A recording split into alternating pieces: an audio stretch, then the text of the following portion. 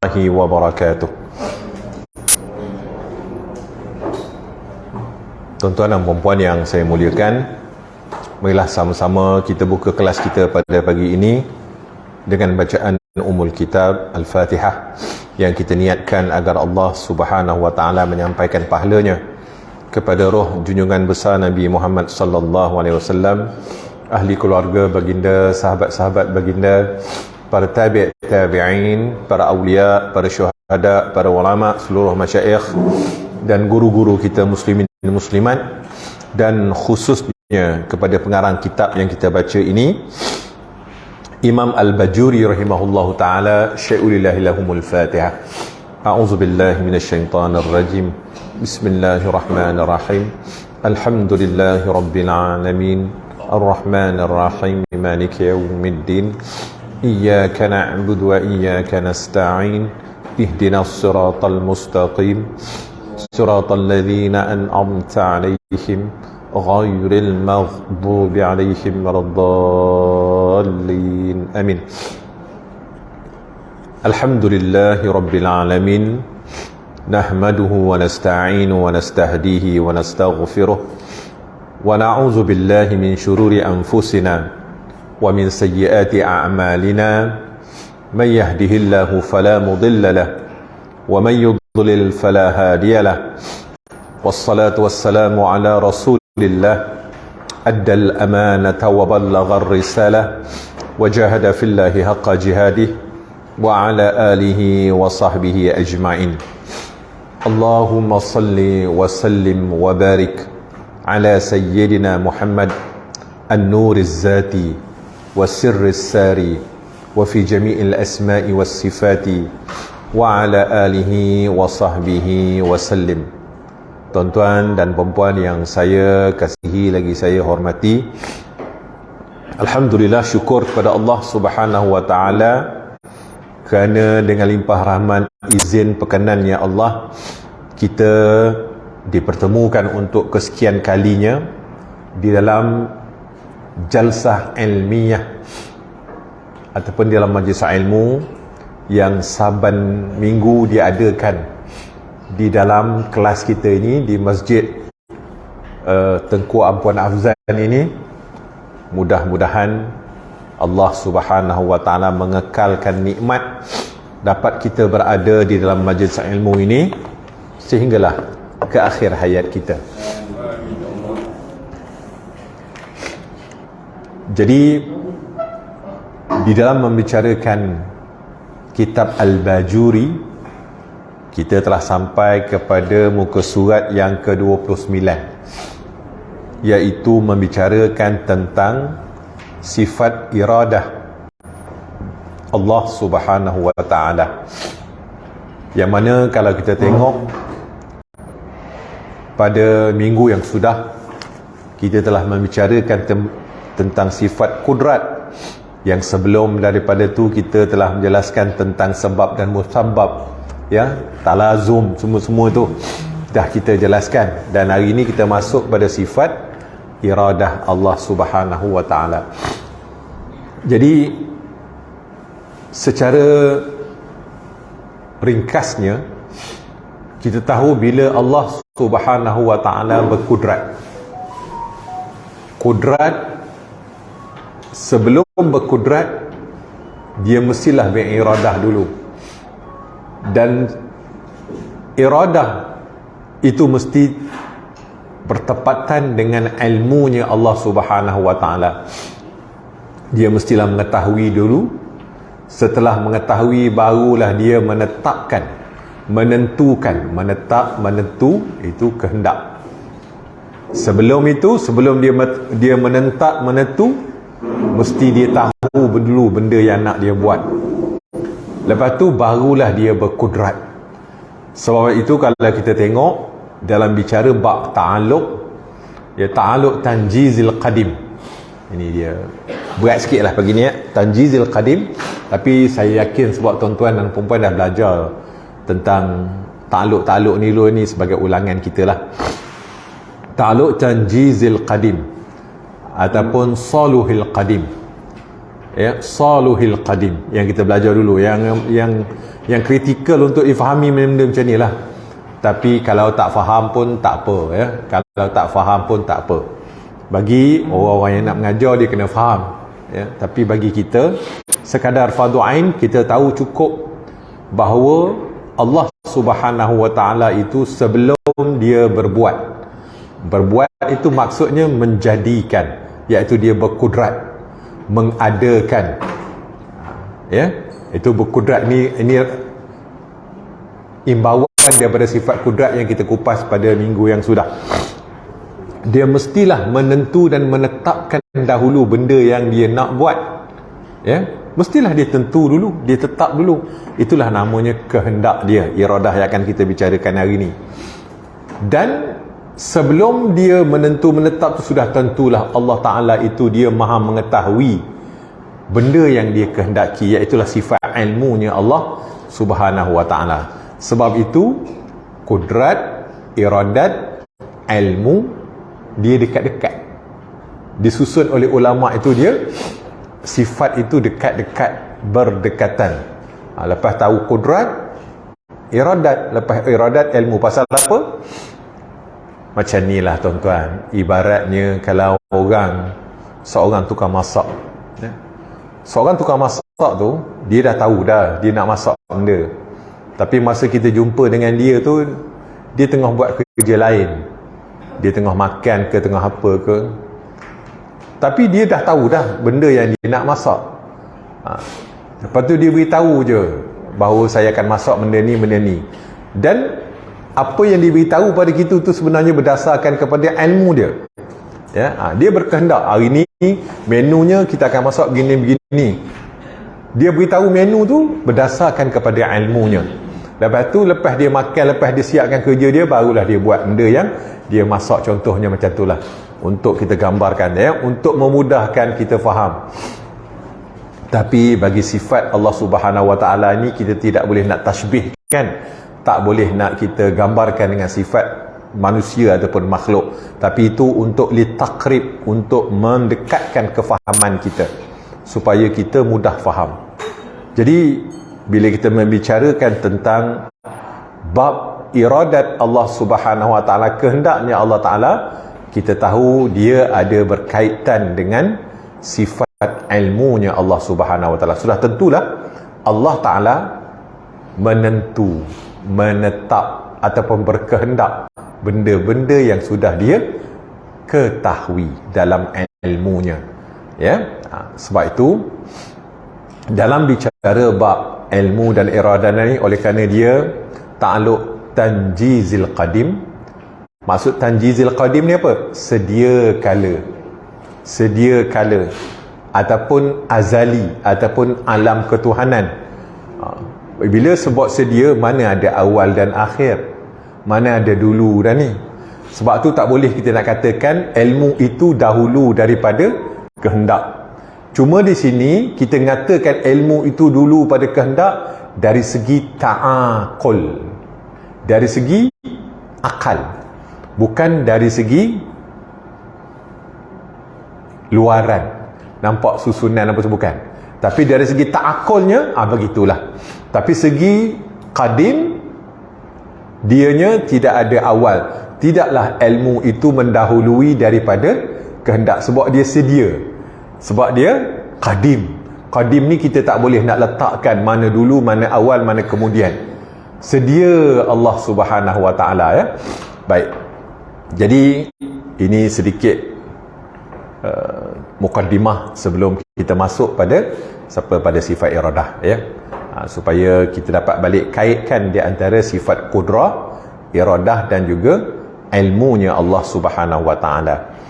Baik, kita baca qala al-musannif rahimahullahu ta'ala wa nafa'ana bihi wa bi'ulumihi fid daraini amin. Wa yajibu fi haqqihi ta'ala al-iradatu wa hiya sifatun qadimatun qa'imatun bizatihi ta'ala yukhassisu biha al-mumkina bil wujudi awil adami au bil ghina au bil faqri au bil ilmi au bil jahli ila ghairi dhalik wa ضدها الكراهة والدليل على ذلك أنه لو كان كارها لكان عاجزا وكونه عاجزا محال. Ya, jadi kita tengok apa yang diterjemahkan di situ. Wa yajibu fi haqqihi ta'ala, dan wajib pada haknya Allah Subhanahu wa taala itu bersifat ya dengan sifat kehendak. Ini kalau kita tengok dari segi perbahasan ulama, ada yang kata berkehendak, ada yang kata perkehendak, tapi saya tak naklah pergi pada bahasan itu ya. Sebab bahasan itu dia lebih mendalam dari segi maknanya, dari segi makna berkehendak, perkehendak. Tapi kita tahu bahawa Allah Ta'ala itu dia maha berkehendak, dia memiliki sifat berkehendak. Kalau dalam perbahasan tauhid yang lebih tinggi ada dibezakan di antara perkehendak, berkehendak, ya, kehendak, sifat kehendak tadi ya. Jadi kita di sini kita tahu bahawa Allah Ta'ala itu salah satu pada sifatnya ialah sifat iradah. Apa maksud iradah? Kehendak, sifat berkehendak. Baik, apa itu sifat kehendak ataupun sifat berkehendak? Wahya sifatun qadimatun qaimatun bizatihi ta'ala. Dia adalah satu sifat yang qadim. Apa maksud qadim? Azali, yang qadim, yang sedia. Qaimatun, sifat itu berdiri pada zatnya Allah Subhanahu wa ta'ala. Jadi maksud dia macam mana? Zat, sifat, asma, ni semua qadim belaka. Ya, contoh beza di antara kita makhluk ni dengan Allah Subhanahu wa taala, untuk mudah kita faham, kita buat tafsir lain kepada makhluk. Macam zat saya, zat saya, zat Abdul Razak ni yang tuan-tuan tengok ni, sebelum 55 tahun yang sudah, zat ni tak ada. Zat ni tak ada, sifat pun tak ada, nama pun tak ada.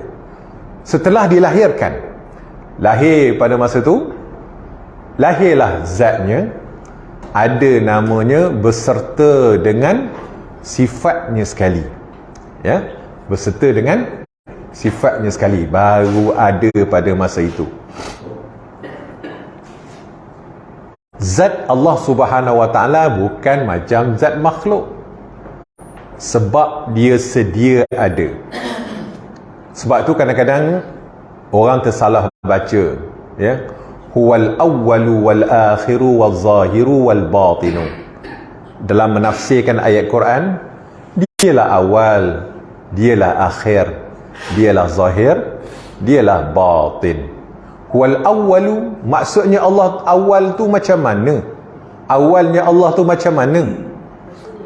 Bukan awalnya dia itu dia lebih awal dulu wujud daripada makhluk. Bukan itu. Awalnya 2000 tahun, 3000 tahun, 1,000,000 tahun, artinya sebelum makhluk ada, dia wajib, dia dah ada dah. Bukan mengikut bilangan masa. Huwal awwalu maksudnya la awwala liwujudihi, tidak ada permulaan bagi wujudnya. Tidak ada permulaan bagi wujudnya. Bagi wujud Allah Ta'ala tidak ada permulaan. Itu yang kita kena faham. Bukan dia dulu wujud pada kita ribuan tahun, jutaan tahun, tak. Sebenarnya Allah Ta'ala itu dia sedia ada. Dan huwal awwalu, dialah yang awal itu bukan difahami dengan awalnya dia, wujudnya dia Allah Ta'ala ni dengan ribuan tahun, jutaan tahun, tak. Maksudnya tidak ada awal bagi wujudnya Allah. Itu yang kita kena faham. Sebab tidak ada permulaan bagi wujudnya Allah. Sebab tu nama dia sedia. Dia sedia ada. Ya, dia sedia ada. Jadi bila kita dah tahu bezanya dengan wujud makhluk, ambillah makhluk yang paling lama sekali siapa? Jibril ke, Mikail ke, malaikat-malaikat yang Allah Ta'ala jadikan. Walaupun mereka itu sudah jutaan tahun, mungkin puluhan juta tahun, ya, ratusan juta tahun, mungkinlah kita pun tak tahu, wallahu a'lam. Yang tahu hanyalah Allah. Tapi mereka, alam ini ada permulaannya. Bagi wujudnya ada permulaannya. Tidak sebagaimana wujudnya Allah, la awwala liwujudihi, tidak ada permulaan bagi wujudnya Allah. Bukanlah huwal awwalu, dialah yang awal. Bila dia awal, kalau salah menerjemahkannya, Allah Ta'ala ada dulu berbanding dengan makhluk, bukan berdasarkan kepada masa ataupun waktu. Kerana Allah Ta'ala dia tidak terikat dengan masa dan waktu. Dia tidak diwujudkan, dia wujud sedia ada. Itu yang kita kena faham, ya. Huwal awwalu wal akhiru wal zahiru wal batinu. Begitu juga dengan kita memahami wal akhiru, ya. Baik, benda ni telah kita kupas dulu, tapi saja je saya naikkan balik supaya kita dapat mengingat apa yang telah kita pelajari dahulu, ya. Baik. Jadi wahya sifatun qadimatun. Maksudnya sifat iradat Allah Subhanahu wa taala ini dia adalah satu sifat yang qadim, sedia dengan zatnya. Tak berpisah sifat dan zatnya Allah Subhanahu wa taala ini. Tetapi iradah ni dia ada fungsi dia. Macam mana kudrat ada fungsi dia, iradah juga ada fungsi dia. Fungsi-fungsi itulah yang kita namakan sebagai ta'alluq. Yang kita baca ta'alluq yang menang kita tu, ta'alluq tanjizil qadim, tanjizil hadis, ta'alluq qabdah, ta'alluq itu, ta'alluq ini. Itulah fungsi-fungsi kepada setiap sifat yang ada pada Allah Subhanahu wa taala. Itu saja, ya. Kerja buat. Ta'alluq tu apa dia? Kerja buat. Kerja buat iradah lain, kerja buat kudrat lain, ya. Tapi dia ada persamaan dalam beberapa perkara, itu saja, ya. Tapi dari segi qadim, dia sama qadim dengan zat. Begitu juga dengan nama Allah, ya. Tiga benda ni, zat, sifat, asma, sama qadimnya. Semuanya itu adalah sifatun qadimatun qaimatun bizatihi ta'ala. Boleh, ya? Semuanya itu adalah sifat yang sedia ada pada zatnya Allah Subhanahu wa ta'ala. Baik. Sebab tu kita nak mengenal Allah, kita belajar mengenal sifatnya. Kita belajar mengenal sifatnya. Kerana zat Allah tak boleh untuk dicerna oleh akal kita. Akal tak sampai, ya. Sebab itu bila ada orang menceritakan tentang zat Allah, tuan-tuan lari cepat-cepat, ya. Sebab zat tidak boleh dibicarakan. Kenapa? Laisa kamislihi syai'un. Tak sama zat Allah Ta'ala itu dengan segala perkara yang baharu. Itu maksudnya tidak boleh kita nak bicarakan, sebab tak sampai akal untuk membicarakannya, ya. Baginda Nabi SAW mungkinlah seorang satu-satunya makhluk yang pernah melihat Allah Subhanahu wa taala. Itu pun kita tak tahu macam mana cara baginda Nabi SAW. Jibril pun kata, aku tak pernah tengok Allah, ya. Tiba-tiba datang hamba Allah. Ini banyak ilmu-ilmu yang kusemangatlah akhir zaman ni, tuan-tuan, ya. Nak membicarakan tentang perkara-perkara macam ni. Bila dia sentuh tentang membicarakan tentang zat, tuan-tuan kena berhati-hatilah, ataupun larilah daripada bicara yang seumpama ini. Sebab tu ulama ahlul kalam, bila dia nak membicarakan tentang bagaimana untuk mengenal Allah, dia membicarakan tentang bagaimana kita mengenal sifatnya Allah Subhanahu wa ta'ala. Kerana sifat itulah yang dapat tajallinya, manifestasinya. Dan sifat dengan zat tu dia tidak berpisah tanggal. Sifatun qadimatun bizatihi. Sifat tu dia tidak berpisah tanggal. Macam sifat saya ni, tuan-tuan, sifat dia kita belajar dulu adalah sesuatu yang memerlukan kepada zat. Contoh handphone ni lah. Handphone ni nama dia handphone, ini zat dia. Handphone ni apa? Keras. Keras tu sifat dia, ya, keras tu sifat dia. Warna dia apa? Itu benda yang berkait dengan tu semua, itu dinamakan sifat. Dan keras, hitam, apa semua ni, sifat ni tidak akan boleh duduk tanpa adanya zat handphone ini. Sebab tu zat dengan sifat tu dia tidak berterai tanggal. Sebab itu bila kita kenal sifat, maka secara tidak langsung kita kenal zatnya, ya. Zatnya itu memanglah laisa kamitsli. Macam zat handphone kita nampak, zat kita nampak. Sebab kita makhluk yang boleh dilihat dengan mata kepala, yang boleh dicerna oleh akal. Tapi Allah laisa kamitslihi syai'. Sebab itu Allah Ta'ala beritahu dalam Al-Quran, la tubsiruhul absar wa la yudrikuhul absar wa huwa yudrikul absar. Ianya adalah zat yang tidak boleh dilihat oleh mata kepala kita, dan dia maha melihat setiap penglihatan yang melihat. Jadi sebab itulah tuan-tuan, bila kita bicara tentang sifat ini, itulah manifestasi tentang kehendak Allah, kudrat Allah yang Allah Ta'ala tajallikan kepada makhluknya yang disebut sebagai athar. Alam ini adalah makhluknya Allah. Makhluk Allah tu disebut sebagai athar. Kesan daripada apa? Kesan daripada perbuatannya Allah. Kesan daripada kudratnya tadi, kesan pada iradatnya, tajallinya pada apa? Pada alam ini. Alam itu namanya athar. Asar itu apa dia? Kesan. Kesan itu apa dia? Kesan daripada kehendak dia lah. Kesan daripada ilmunya lah. Kesan daripada perbuatannya lah. Dan semua ini tidak terpisah daripada sifat-sifat Allah yang dinyatakan di sini. Sebab tu bila kita kenal, kita nampak, oh ini kehendak Allah, ini kudrat Allah. Itu orang kenal Allah. Orang yang kenal Allah macam itulah, dia dapat merasakan. Contoh macam tuan-tuan datang ke kelas pada hari ini, ya, kalau orang yang sudah mengenal akan Allah, dia rasa yang berkehendak dia datang ke sini itu adalah kehendaknya Allah, qadim lagi azali pada ilmunya, bukan kehendak kita. Kita makhluk ni tidak ada kudrat, tidak ada iradat. Kalau ada kudrat, ada iradat pun tidak memberi bekas. Yang memberi bekas itu adalah Allah. Kita kena ingat itu. Tapi jangan lupa, inilah kalau orang belajar ilmu hakikat yang menyebabkan dia orang bergantung pada hakikat yang menjadi sesat. Dia tidak boleh dipisahkan dengan syariat. Itu hakikat. Hakikat semua Allah Ta'ala berlaku. Yang menggerak, yang berkehendak, yang itu, yang ini, yang mengangkat, yang semua Allah. Memang betul.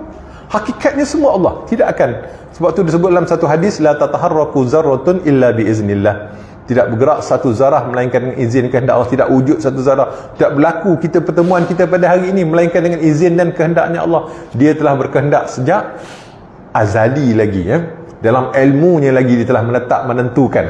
Dia telah dia telah berkehendak menentukan apa yang berlaku pada hari ini. Berlaku, ini tajalli daripada kudratnya. Sebab tu kudrat Allah tu dia panggil tanjizi hadis.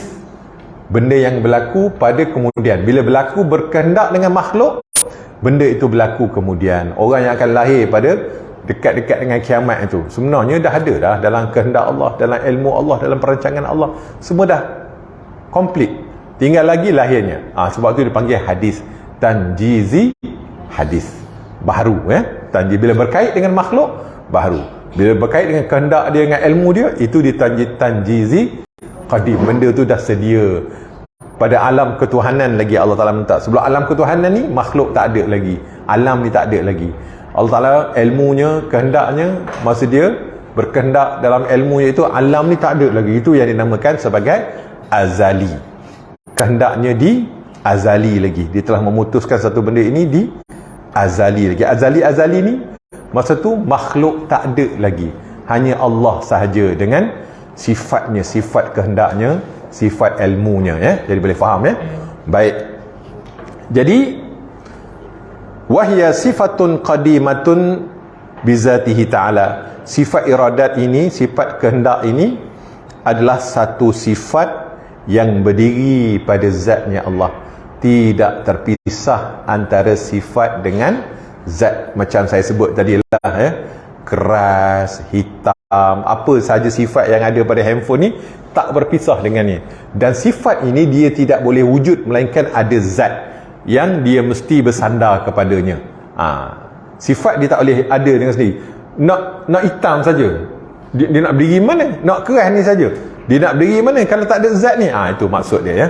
Jadi kita faham bahawa sifat, sebab tu kalau ada setengah fahaman yang mengatakan tidak ada sifat Allah Ta'ala, yang ada hanya zat semata-mata. Allah Ta'ala itu mendengar dengan zatnya, Allah Ta'ala itu berkehendak dengan zatnya. Di sinilah beza antara kita dengan Mu'tazilah, yang mana yang semua mengatakan zat Allah Ta'ala, tapi kita Ahli Sunnah mengatakan bahawa Allah Ta'ala itu berbuat dengan kudratnya, mendengar dengan sifat samaknya, melihat dengan sifat basarnya. Itu beza dia, ya. Artinya untuk kita memahami bahawa Allah Ta'ala itu dia memiliki sifat, dan sifatnya itu beserta dengan zatnya yang laisa kamitslihi syai'. Sebenarnya sifat Allah Ta'ala ni juga laisa kamitslihi syai', macam zatnya. Cuma yang kita boleh nampak ni asar, kesan daripada kudrat, kesan daripada iradat, kesan daripada ilmu, ya. Itu saja yang boleh kita nampak bila dia tajallikan. Apa maksud tajalli? Manifestasi. Tajalli ni bahasa Arab, ya. Dia menzahirkan, dia memanifestasi. Manifestasi boleh faham? Boleh, ya. Artinya bila dia telah mewujudkan alam ini, maka itulah tajalli daripada sifat-sifat yang Allah Ta'ala miliki, ya. Baik, kita boleh fahamlah gitu secara mudahnya. Yukhassisu biha al-mumkinu bil wujudi aw bil adamin. Dengan sifat tersebut Allah Subhanahu wa Ta'ala menentukan sesuatu yang mungkin. Apa maksud yang mungkin? Yang harus. Tulis situ. Kan dalam kelas ni rasa faham lah. Keluar kan tak tulis tak faham, ya. Semalam saya berkuliah di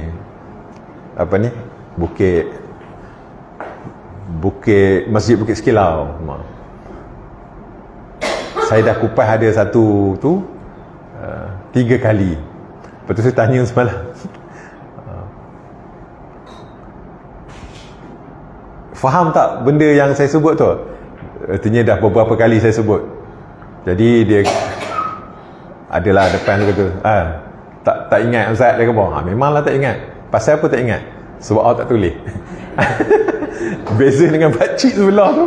Pakcik sebelah tu, dia sebelum saya kuliah, Ustaz, semalam, hari kemarin, dia kata, Ustaz dah cerita tentang 5 perkara, kan? Ya Cik, kita ada 30 lagi. Saya akan bawa kat dia, dalam kitab membicarakan tentang bab zikir. Dalam kitab Hidayatul Salikin tu, Syekh Abdul Somad Al-Falimbangi menceritakan tentang kelebihan zikir. Dia ada 35, dalam kitab Hidayatul Salikin lah. Kitab lain banyak lagi, ya. Jadi dalam kitab Hidayatul Salikin tu begitu ceritanya.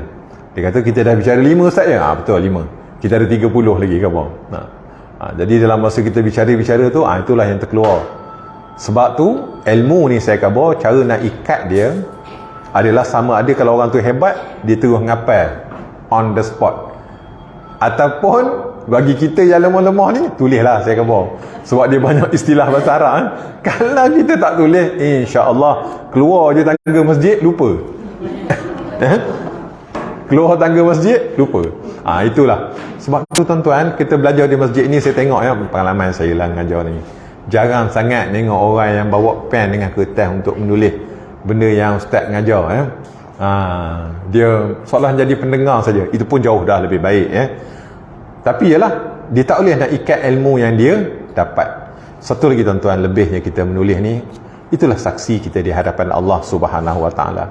Dia akan datang di hadapan Allah menyaksikan, ya Tuhanku, aku pernah ditulis oleh hamba-Mu ini dalam satu majlis ilmu begini. Saksi tuan-tuan walaupun satu huruf, walaupun dua huruf, itu saksi di hadapan Allah yang tuan-tuan pernah belajar untuk mengenal akan Allah Subhanahu Wa Taala. Tapi aku tak faham, ya Allah, Tanjizil Qadim, Tanjizil Hadis. Tak apa, sekurang-kurangnya tuan-tuan ada benda yang tuan-tuan dan puan-puan tulis Tak, benda ni dia makan masa. Sebab tu belajar tu Imam Syafi'i kata kena makan masa, kena lama-lama ulang. InsyaAllah akhirnya Allah Ta'ala akan beri kefahaman. Sebab yang memberi kefahaman itu adalah Allah. Yang memberi kefahaman kepada kita itu adalah Allah. Saya masa ni, pengalaman saya dulu lah belajar tauhid tuan-tuan, masa zaman budak-budak dulu, zaman sekolah agama dulu, saya hafal kitab tauhid tu pada kulit ke kulit, tapi fahamnya tak berapa faham. Peksa, tinggi dapat 90 ke atas semua. Sebab ngapal semua benda tu saya hafal ke. Keluarlah soalan macam ni, saya boleh hafal boleh jawab sebab mudah je Kalau kita ngapal semua tu, keluarlah soalan macam mana pun. Tapi kalau orang kata kupas, sudah kupas, sudah sebab tak faham. Kita hanya hafal, orang akan buang ngapal bodoh je lah gitu, lebih kurang hafal tanpa kefahaman yang gitu. Berbeza berbanding masa kita belajar, kita dah tua ni, kita lebih banyak faham tapi susah untuk menghafal. Dia terbalik dia terbalik tua-tua ni kita cepat faham tapi payah nak ingat. Sebab tu cara nak ingat dia tulis. Tulis Kalau tak tulis, insya-Allah langkah 2-3 langkah je lupa Sebab itulah makcik-makcik ni bila ada je, dia tak nak ingat pun ada peksa tafakur fiddin ni. Pasal apa? Sebab tak ingat dah benda awak belajar dulu itu menimbulkan masalah sungguh dia kata. Baik, kita tengok lagi. Wa hiya sifatun qadimatun qa'imatun bizatihi ta'ala yukhassisu. Maksud yukhassisu ni, ia menentukan sesuatu yang mungkin. Yukhassisu biha al-mumkinu bil wujudi au bil adami. Dengan sifat tersebut Allah Ta'ala menentukan sesuatu yang mungkin, yang harus dengan kewujudannya, adanya ataupun ketiadaannya. Sifat harus bagi Allah Ta'ala, ini kita kena ingat. Apakah sifat harus Allah Ta'ala? Sifat harus bagi Allah Ta'ala itu ialah mengadakan dan mentiadakan. Itulah sifat harus bagi Allah Ta'ala. Tuan-tuan, makhluk boleh mengada, boleh mentiada tak? Tak. Kita ni nyusun je. Macam contoh hari ni lah, kita buat nasi lemak. Nasi lemak tu kita mengadakan nasi lemak? Tak. Kita hanya menyusun, mereka bentuk sahaja. Sebab bahan-bahannya itu semua Allah Ta'ala telah sediakan. Kita ambil beras, kita ambil tepung. Allah Ta'ala yang ciptakan tepung, beras, ikan bilis, benda yang kita nak ada, nak jadi nasi lemak ataupun kuih itu daripada tiada kepada ada. Daripada tiada kepada ada tu hanya Allah saja yang boleh buat. Makhluk dia tak boleh buat. Sebab tu kita tidak boleh mengada dan tidak boleh mentiada. Kita hanya boleh menyusun saja. Mereka bentuk saja, buat jadi. Itu pun ilham datang daripada Allah Subhanahu Wa Ta'ala. Allah Ta'ala juga yang memberi ilmu kepada kita, mengilhamkan kita, gunakan itu, gunakan ini. Sebab itu bila kita dalam bab ketuhanan, orang tahu bahawa ada satu kuasa di alam ini yang berkuasa, tapi dia tak tahu namanya, dia tak tahu macam mana. Sebab itulah untuk mengenal Allah mesti melalui perantaraan Rasulullah. Orang-orang dulu tahu ada satu kuasa, tapi oleh kerana dia tahu ada satu kuasa yang berkuasa mengatur alam ini, contoh orang asli lah dia kata ada kuasa ni cik, dia kata boleh menyembuhkan kita, boleh menyelamatkan kita, boleh macam-macam benda dia buat tu. Ada satu kuasa lain lagi yang campur tangan, bukan kita saja. Tapi dia salah dari segi mengenal kuasa tersebut. Lalu dia tengok, dalam hutan ni ada pokok keramat, dia kata, lalu sembah pokok. Begitu juga dengan agama-agama yang lain, ya, sama saja. Sebab itu tanpa adanya petunjuk Rasul, manusia ini tidak akan sampai kepada Allah. Untuk sampai kepada Allah mesti melalui petunjuknya Rasul sallallahu alaihi wasallam. Rasulullah yang beritahu nama Tuhan kita Allah begini melalui wahyu yang Allah Taala wahyukan kepada Rasulullah. Sebab itu tuan-tuan, jangan lari daripada petunjuknya Rasul. Kadang-kadang kita ni nak shortcut ni macam-macam cara orang buat, tapi itulah yang akan menyebabkan kita tergelincir.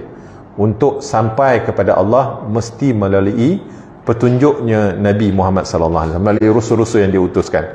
Sebab tu zaman yang tak ada rasul, contoh zaman Nabi Allah Isa alaihi salam dengan Nabi Muhammad sallallahu alaihi wasallam, berapa zaman dia? 500 tahun. So 500 tahun itu dinamakan orang-orang yang ada di dalamnya sebagai ahlul fitrah. So kita dah belajar mula dulu, ya.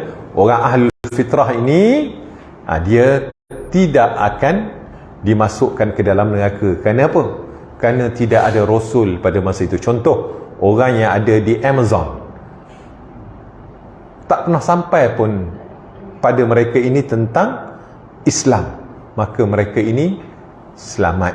Mereka ini dikira ahlul fitrah. Ahlul fitrah ni insya-Allah dia, kalau dia meninggal besok, dia akan dimasukkan oleh Allah ke dalam syurga. Kerana apa? Tak sampai kepadanya ilmu tentang Allah, tak sampai kepadanya dakwah ataupun keterangan yang dibawa oleh Nabi-Nabi dan Rasul-Rasul. Sebab itulah besar sangat pahalanya tuan-tuan kalau kita buat ekspedisi ataupun masuk ke hutan-hutan tu, menerangkan tentang agama Islam ini, menyebarkan tentang agama Islam ni.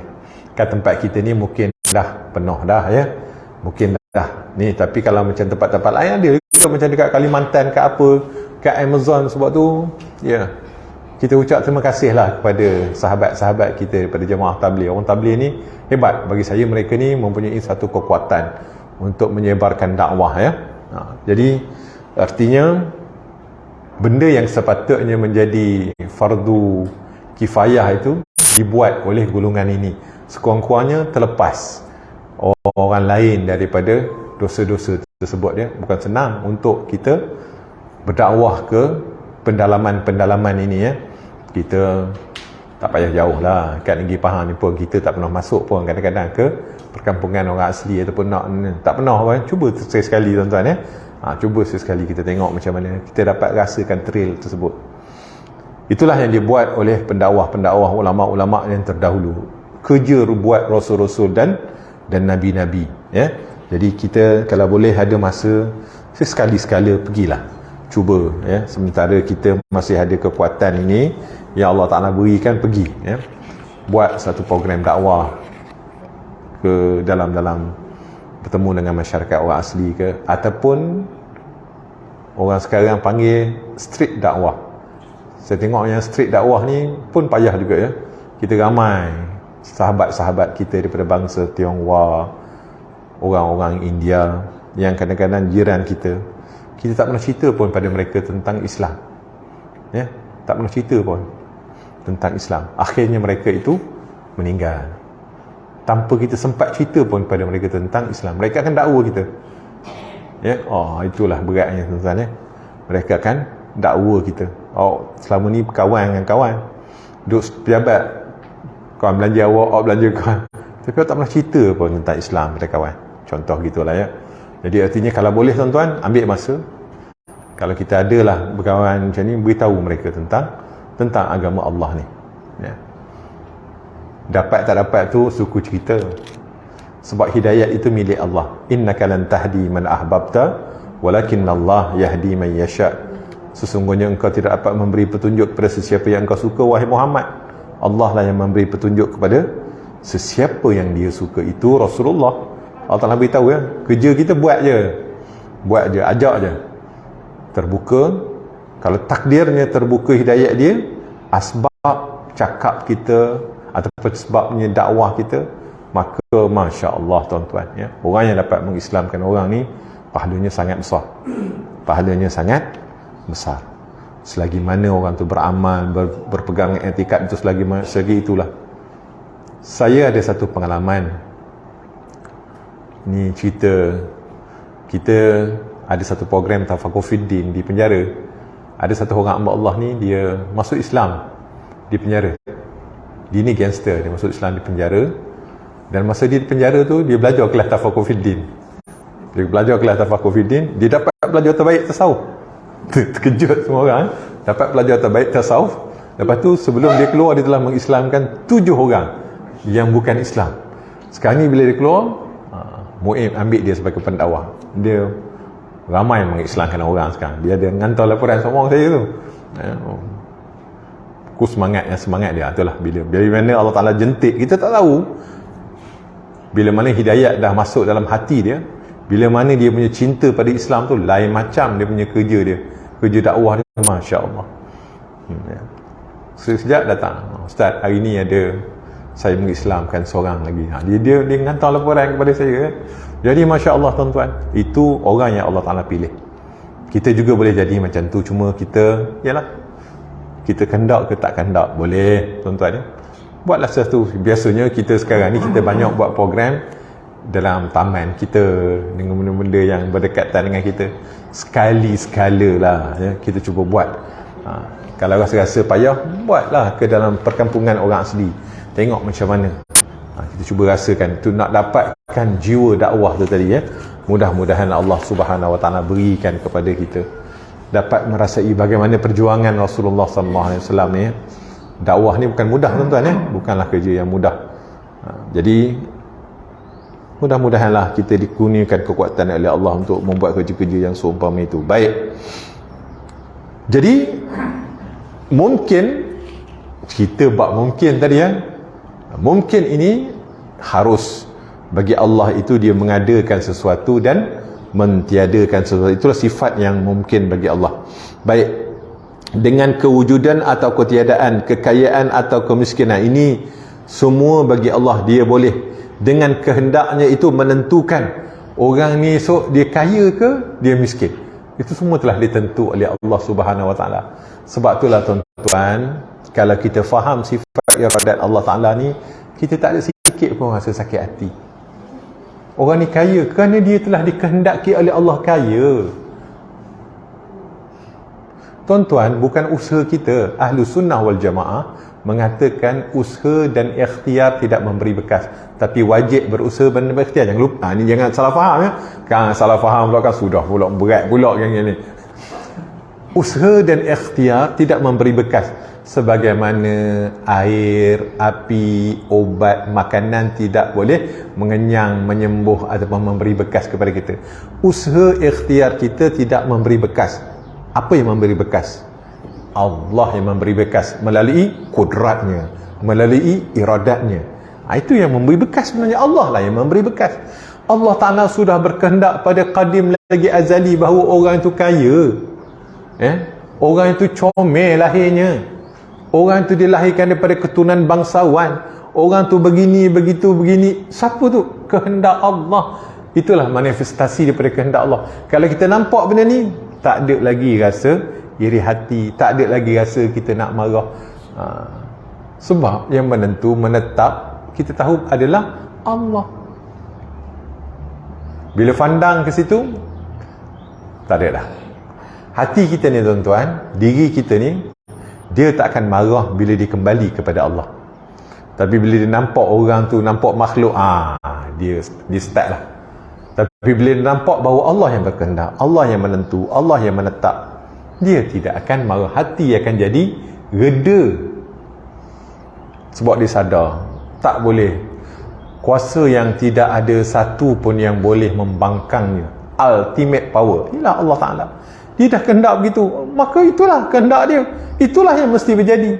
Ya, dia telah berkehendak, dia telah memutus, dan dia melaksanakan apa yang dia kehendak. Dia mengadakan apa yang dia kehendak. Itu kudrat dia.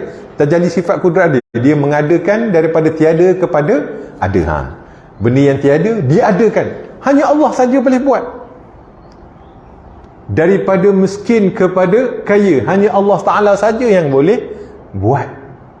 Bila kita tahu, sedar benda ni, bahawa semuanya itu diurus, ditadbir oleh Allah, maka tidak akan ada dalam hati kita sifat mazmumah. Apa dia? Hasad, dengki, khianat.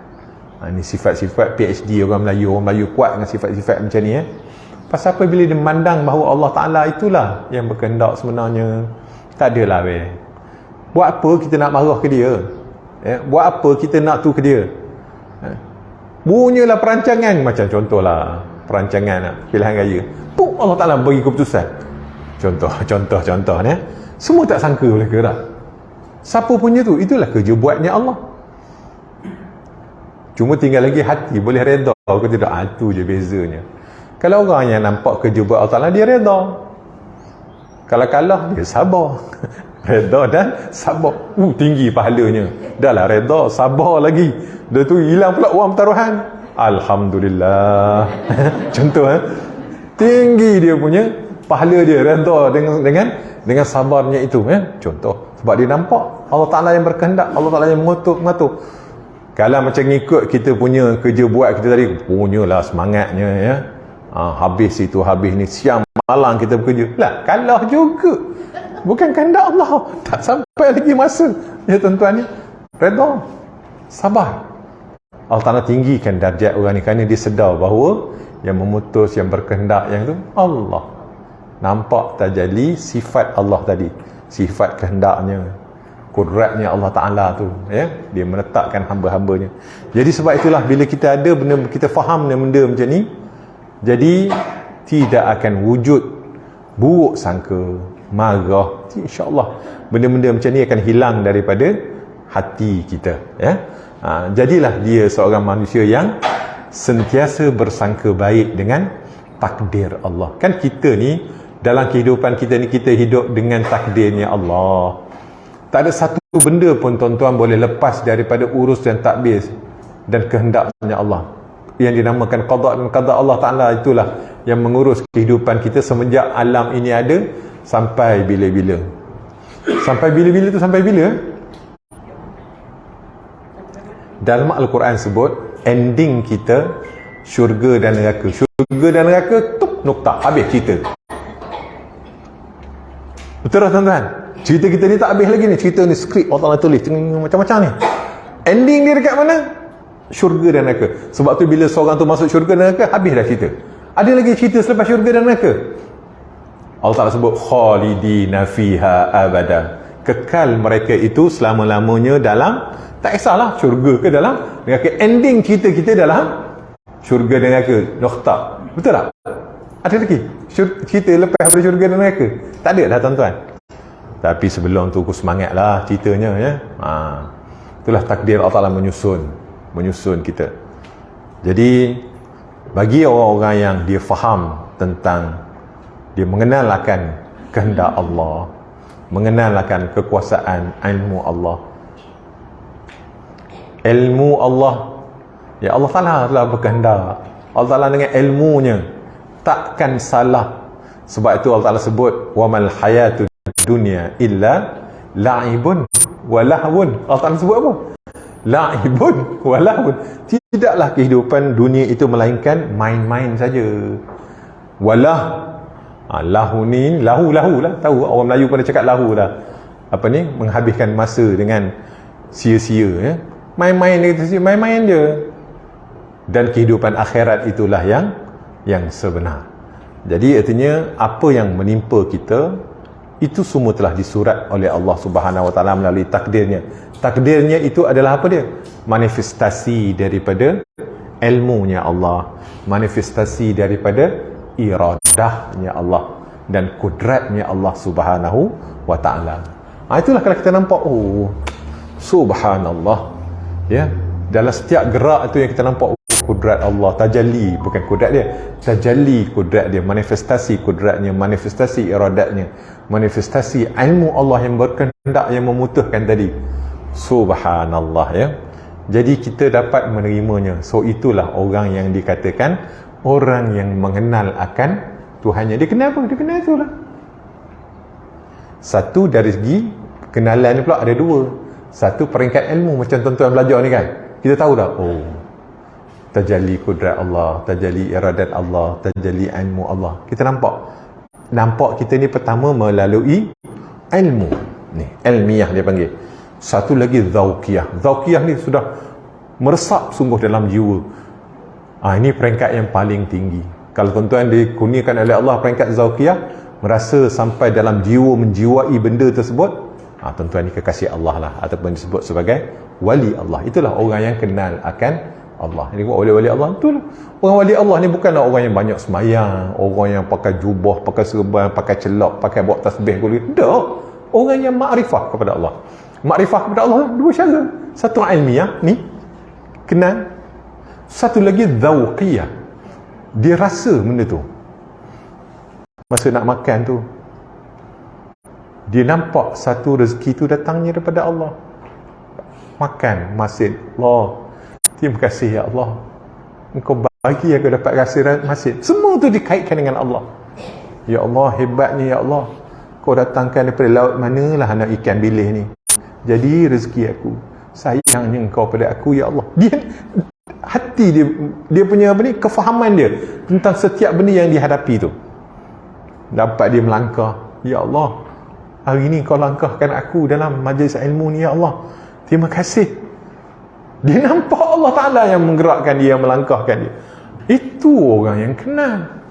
Satu benda pun tak terpisah daripada Allah.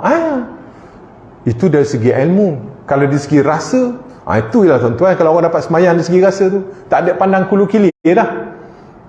Dia bercakap-cakap dengan hati, dia bercakap dengan Allah. Itulah komunikasi dengan Allah. Terima kasih ya Allah, Kau beri aku sujud. Terima kasih ya Allah, Kau izinkan aku. Semua tak ada benda dalam tu. Itulah khusyuk. Tuan-tuan ingat khusyuk tu macam mana? Dia kenal. Bila dah kenal tu, barulah kita boleh tahu setiap sesuatu, urus takbirnya Allah tu. Dia berasal daripada ingat kepada Allah yang banyak. Lalu Allah Ta'ala tingkatkan ingatan itu. Tadi saya dah cerita dah segi ilmiahnya dan segi zauqiyahnya. Kalau dapat setiap hari kita duduk dalam keadaan macam tu, kan tak kira nampaknya bersyukur, itulah orang yang bersyukur. Ya Allah sebut dalam Al-Quran, wa qalilun min ibadiyasy syakur. Sangat sedikit daripada hamba-Ku ni orang yang bersyukur. Pasal apa? Kita tak pernah kaitkan dengan apa yang kita lalui sepanjang kehidupan hayat kita ni dengan Allah Subhanahu Wa Taala. Seolah-olah benda tu take for granted gitu-gitu je lah. Artinya yelah, tak nampak pun Allah Ta'ala yang berkehendak dengan ilmunya, kudratnya, iradatnya, menyusun maha bijaksananya Allah. Tak nampak pun bijaksananya Allah. Tak nampaknya pun sifat pemurah Allah yang beri pada kita, yang mendatangkan rezeki pada kita tu. Itu zikir yang tidak berbunyi. Hanya dirinya dengan Allah, hanya makrifahnya kepada Allah, kenalnya dia pada Allah tadi. Jadi kalau begitu sampai tahapnya, Masya Allah lah tuan-tuan, itu hamba yang kenal akan Tuhannya. Pergilah mana-mana, tuan-tuan tidak pernah berpisah dengan Allah. Ada tuan-tuan dapat berpisah dengan Allah? Tak ada. Kita ni pergilah ke mana-mana ya. Kalau kita belajar ta'alluq qabdah, sebelum tanjizil qadim, tanjizil hadis, soluhil qadim, atas tu apa? Ta'alluq qabdah. Dialah dalam genggamannya, dalam kudratnya, dalam iradatnya, dialah yang menyusun takbir, mengatur. Tidak akan berlaku sesuatu ni tuan-tuan, tidak akan bergerak sesuatu ni melainkan dengan apa yang telah Allah Ta'ala susun, atur dan telah kehendaki. Kalau dia tak kehendak, tak akan berlaku. Ada berlaku luar daripada kehendak Allah? Ada tak satu benda yang berlaku daripada luar kehendak Allah? Tak ada. Ada tak sesuatu boleh bergerak tanpa dengan kudratnya Allah Ta'ala? Ada? Tak ada tuan-tuan. Tak terpisah langsung kita dengan tajalli sifatnya Allah. Cuma kita tidak memahami, cuma kita tidak mengerti. Itulah kelemahan kita sebagai hamba-Nya. Bila mana Allah Ta'ala bukakan kepada kita benda-benda yang seumpama ini, Masya Allah, syukur ya Allah, Kau kurniakan aku kesempatan untuk aku mengenalimu sebelum Kau panggil aku pulang menghadapmu. Tuan-tuan, semua dah tahu soalan bocor. Dia tanya kamu sembahyang tahajud satu hari berapa rakaat? Banyak zakat kamu bagi? Banyak sedekah tak? Malaikat tanya soalan tu kan? Dulu PhD ke, BA ke, master? Masa tak dunia. Dulu masuk je, man rabbuka. Kan soalan makrifah tu, pengenalan tentang Allah. Siapa Tuhan kamu? Macam mana kamu kenal Tuhan kamu? Macam mana interaksi kamu dengan Allah? Ni nak belajar kenal Allah Ta'ala.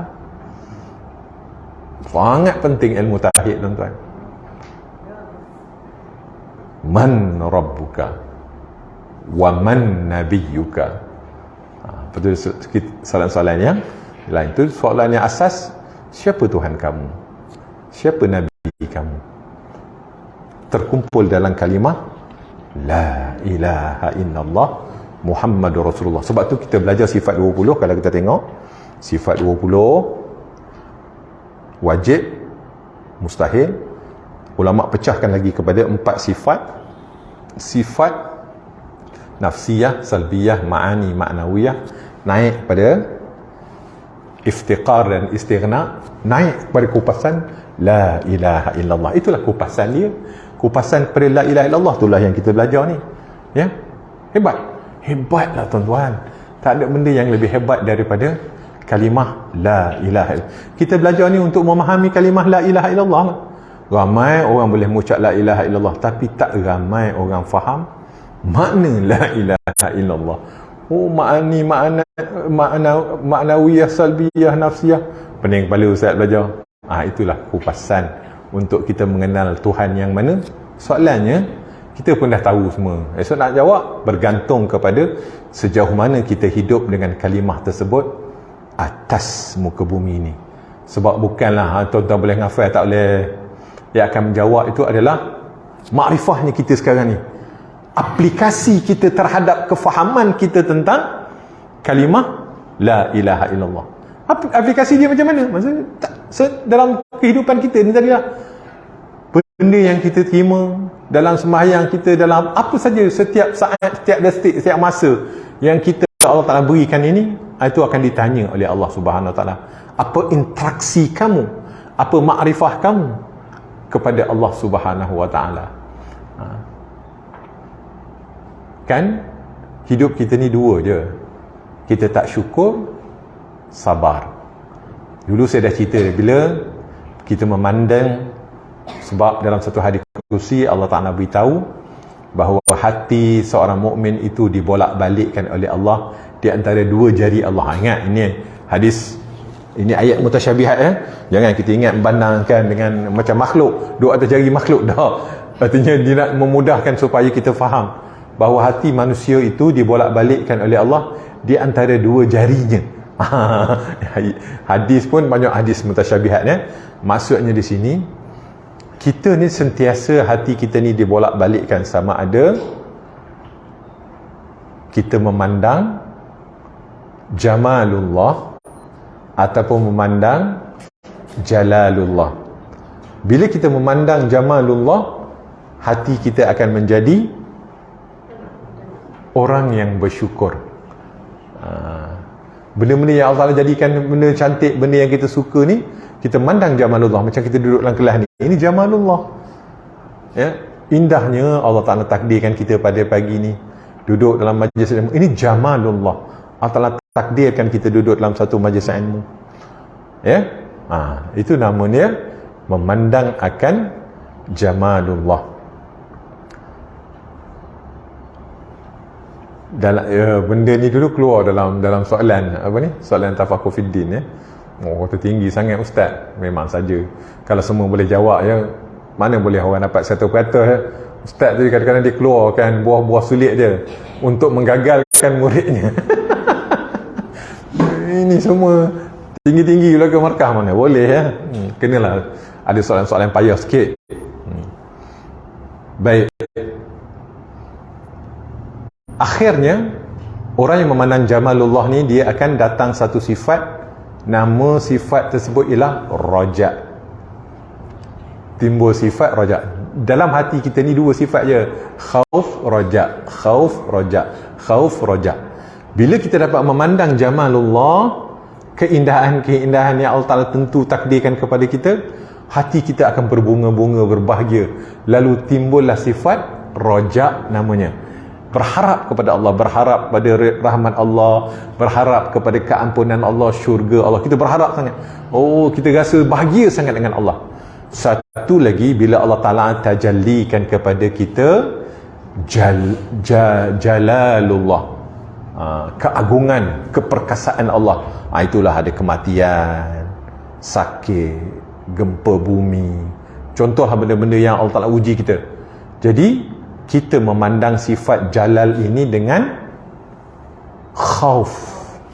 Timbul rasa khauf dalam hati kita memandang akan jalalullah ini.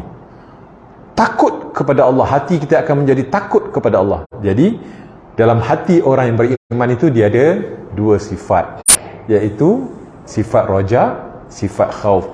Sekali kita roja, sekali kita khauf. Sekali kita roja, sekali kita khauf. Itulah macam dua kaki kiri dan kaki kanan kita ni. Sekali melangkah dengan roja, sekali melangkah dengan khauf. Melihat kepada di mana Allah Ta'ala menentukan kita. Dan Rasulullah kata, aku hairan kepada orang mukmin ini. Ya. Rasulullah kata, aku sangat heran kepada orang mukmin ini. Apa saja yang dia buat atas muka bumi Allah ni, dia tetap akan mendapat ganjaran yang sangat besar daripada Tuhannya. Bila mana mereka ini diuji dengan nikmat, lalu mereka bersyukur. Itu tadi, rojak tadi, bersyukur. Orang yang ada sifat rojak ni, dia sentiasa bersyukur. Nampak makanan, terima kasih ya Allah. Dapat itu, terima kasih ya Allah. Naik kenderaan, terima kasih ya Allah. Dapat berjalan, tak sakit lutut, terima kasih ya Allah. Walaupun dah sakit lutut ni, darah tinggi ada, kencing manis ada, dapat lagi sampai ke kelas, terima kasih ya Allah. Orang yang ada sifat rojak itu, rojak besar dalam hati dia. Ya Allah, kau kekalkanlah nikmatmu ini. Hati dia sentiasa bersyukur. Kena ujian daripada Allah. Kan langit tidak selalu cerah. Dalam kamus hidup kita ni, langit tidak selalu cerah. Lalu diuji oleh Allah. Kalau dulu COVID, sekarang ni sakit-sakit yang tidak boleh menyebabkan kita pergi membuat perkara-perkara yang biasa kita buat. Tak boleh dah datang ke kelas pengajian pondok hujung minggu. Pasal apa? Kaki tak daya dah. Ataupun Allah Ta'ala uji dengan penyakit yang banyak akhir zaman ni, apa dia? Stroke. Kena stroke tak ada dah tuan-tuan ya. Duduk di rumah je lah. Pada masa itu, apa yang berlaku pada orang ni? Hatinya memandang akan jalalullah, sifat perkasanya Allah. Dengan ujian yang hebat Allah Ta'ala datangkan kepadanya itu, dia merasa takut kepada Allah. Dan dengan sifat takut itulah Allah Ta'ala akan tingkatkan lagi sifat diri orang itu. Sebab itulah Rasulullah kata, tak kisahlah orang mukmin ni dia khauf ke, dia rojak ke, dia timpa musibah ke, dia beri nikmat ke, dia tetap mendapat ganjaran yang tinggi daripada Allah. Bila diuji, dia bersabar, dia redha, dan dia diberikan ganjaran yang sangat besar. Bukan ujian tu sangat besar ya, sifat sabar dan sifat redha itu menyebabkan dia dapat pahala yang sangat besar. Sebab tu Allah Ta'ala sebut innallaha ma'as sabirin. Tuan-tuan baca Quran kan, banyak jumpa perkataan ayat innallaha ma'as sabirin. Sesungguhnya Allah beserta dengan orang yang sabar. Allah Ta'ala declare, aku beserta dengan orang yang sabar. Masya Allah ya? Orang sabar tu kekasih Allah. Allah Ta'ala sebut. Lepas tu orang yang mendapat nikmat, begitu juga dia dapat nikmat. Nikmat kita ni banyak, tiap-tiap hari nikmat tuan-tuan, tapi banyak mana kita syukur? Nikmat mata dapat lagi tengok, nikmat telinga dapat lagi mendengar, nikmat ni masa kita makan ni kecil je nikmat tu ya, nikmat air liur tuan-tuan Allah Ta'ala bagi. Kalau tak ada air liur, tuan-tuan ingat boleh makan dengan mudah? Tak boleh. Tu makan rasa masin. Ya Allah, nikmat Allah tu. Ada tak hati kita terdetik, terima kasih ya Allah, kau kurniakan kepada aku dapat merasa nikmat-nikmatmu ini. Terima kasih ya Allah, kau datangkan rezeki ni kepada aku. Ada kita cakap macam tu? Tak ada, tuan-tuan. Jadi sebab tu kalau boleh kita latih lah benda-benda yang lain, benda-benda yang besar tu saya amat yakin lah kita dah buat. Sembahyang insyaAllah tuan-tuan ni bukan orang yang tinggal sembahyang lah, bahkan sembahyang sunatnya pun banyak, bendanya banyak. Tapi dalam perjuangan hati kita untuk kita merasakan kita ini adalah hamba-Nya Allah, rasa bertuhan. Rasa bertuhan tu yang payah so kadang kita lepas sembahyang tak adalah masa sembahyang tu je rasa Tuhan je. Lepas berjalan dapat buah air, dapat makan, dapat naik kereta, dapat itu, dapat ini, dapat cucu, tak rasa nikmat bertuhan. Tak ada dah, hilang dah. Nikmat bertuhan tu mana? Bila pergi umrah, rasalah. Sembahyang rasalah. Bulan puasa datang ni orang rasa tapi bila buka kan dah lupa dah Allah Ta'ala tu setakat Allahumma barik lana Allahumma laka sumna wa bika amanna wa ala zikra tu kerang dah lupa dah makan tu. Semangat itulah kita. Kita memanglah kita ni sentiasa dilalaikan, tapi kita cuba upgrade untuk kita dapat mengenal Tuhan kita pada setiap masa, setiap langkah. Terima kasih ya Allah, kau langkahkan kaki aku. Terima kasih ya Allah, aku dapat lagi menghirup udara dengan segar. Tuan-tuan bayangkan orang yang sempit dadanya, tak payah kena batuk je, kena ulcer je. Wah, seksanya kita tuan-tuan So benda-benda tu bila mana Allah Ta'ala beri permudahkan kepada kita, kadang-kadang kita lupa untuk mensyukurinya. Bukan cakap pada tuan-tuan lah, saya cakap pada diri saya. Benda-benda yang macam ni lah kadang-kadang. Pasal apa berlaku macam tu? Kerana kita tidak kenal Tuhan yang memberikan nikmat tersebut kepada kita. Itulah kehendaknya, itulah dia punya kudratnya, ilmu yang telah Allah Subhanahu Wa Taala ada dalam ilmunya sebelum benda itu berlaku di atas alam ini. Baik, kita tengok lagi.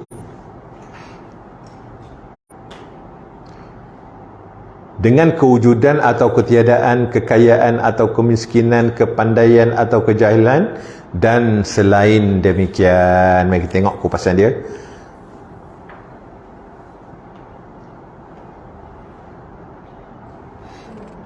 Baik.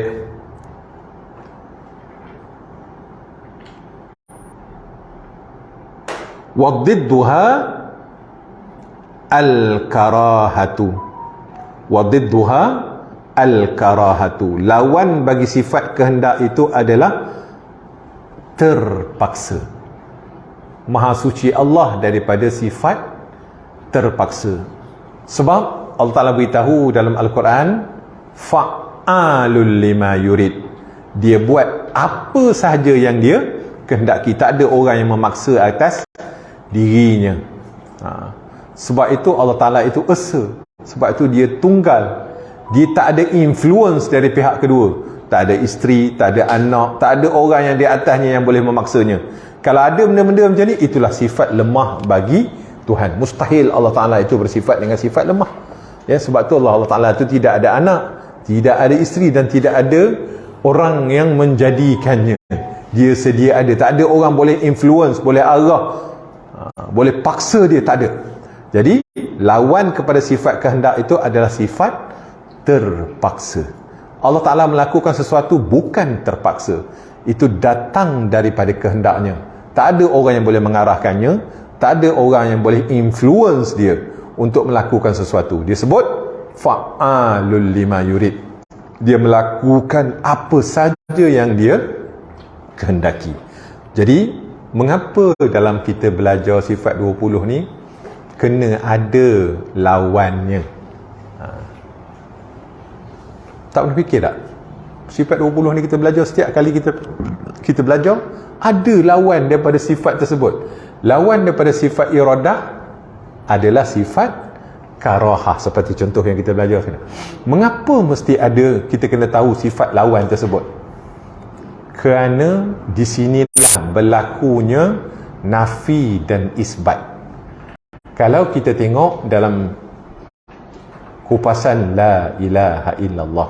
Kalimat la ilaha illallah itu pun dah menceritakan kepada kita tentang kalimah nafi dan isbat, ya. La ilaha, tidak ada Tuhan yang disembah illallah. La ilaha itu kalimah nafi. Kita menafikan tidak ada Tuhan yang layak, yang berhak disembah, ataupun tidak ada sifat ketuhanan melainkan Allah. Yang bersifat dengan sifat ketuhanan ni tak ada. Makhluknya tidak boleh bersifat dengan sifat ketuhanan. Yang hanya layak bersifat dengan sifat ketuhanan hanyalah Allah. Biasanya kita sebut la ilaha illallah, tiada Tuhan melainkan Allah, ya. Kadang-kadang kita terlupa dari segi kupasan itu yang sangat luas, iaitu sifat ketuhanan itu sendiri. Tidak ada yang bersifat dengan sifat ketuhanan melainkan Allah.